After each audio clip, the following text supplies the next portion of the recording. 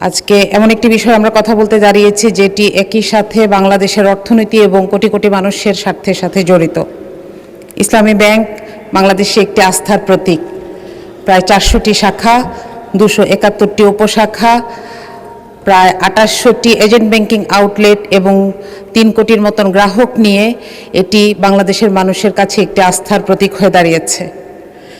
আমরা দেখেছি এর আগের দিনগুলোতে সর্বাধিক সংখ্যক প্রবাসী অ্যাকাউন্টের মাধ্যমে 9 বার সর্বাধিক রেমিটেন্স সংগ্রহকারী ব্যাংক হিসেবে স্বীকৃতি লাভ করেছে।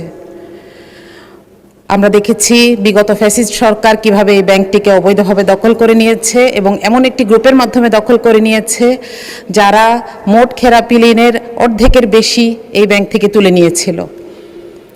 আমরা আশা করেছিলাম নির্বাচিত সরকার আসার পরে এই অবস্থার পরিবর্তন ঘটবে।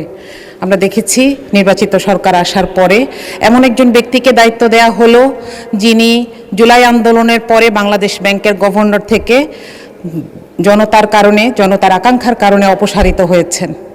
আমরা জানি না এর পেছনের কারণ কি, বরং তার একজন পরিবারের সদস্য, তার স্ত্রীর 3 কোটি টাকা ঋণ খেলাপি। সুতরাং এক্ষেত্রে আমাদের মনে হয় যে তিনি এই পদটির জন্য কিছুতেই যোগ্য ছিলেন না। এর প্রভাব যেটা পড়েছে সেটা 4 জুনের বিজনেস স্ট্যান্ডার্ড থেকে আমরা দেখি 7 দিনে 4200 কোটি টাকা এখান থেকে তুলে নেওয়া যাওয়া হয়েছে। গ্রাহকরা আস্থা হারিয়ে ফেলছেন। সিআরআর প্রয়োজনীয়তা 7000 থেকে কমে 2600 কোটি টাকায় নেমে এসেছে। এই বিপুল ঐশ্বর্যময় ব্যাংকটি অবশেষে বাংলাদেশ ব্যাংকের কাছে 10,000 কোটি টাকার তারল্য সাহায্য প্রার্থনা করেছে, যেটি একই সাথে দেশের অর্থনীতির এবং ব্যাংকের জন্য চরম অবমাননাকর। মাননীয় স্পিকার, ইসলামী ব্যাংক বিষয়ে ক্ষমতা, জনআস্থা, স্বচ্ছতা এবং জবাবদিহিতা এই 4টি বিষয় জড়িত।